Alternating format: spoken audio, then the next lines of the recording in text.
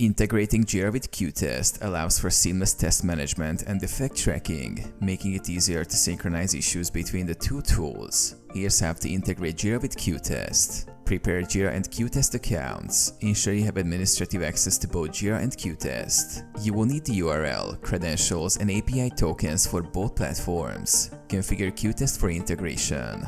Log into your qTest manager and go to the Site Administration section. Navigate to the Jira Integration tab or section. Click Add Connection to start setting up the integration. Enter Jira connection details. Provide the necessary Jira details such as the Jira URL, username and password or API token. Test the connection to make sure qTest can communicate with Jira. Map Jira projects to qTest projects. Select the Jira projects you want to integrate with qTest. Map these projects to the corresponding qTest projects. This step ensures that issues and test cases are synchronized correctly. Configure field mappings. Define how fields from Jira map to fields in qTest. This mapping includes issue types, statuses, priorities, and custom fields. Set up workflows for how issues are created, updated, and closed. Test the integration.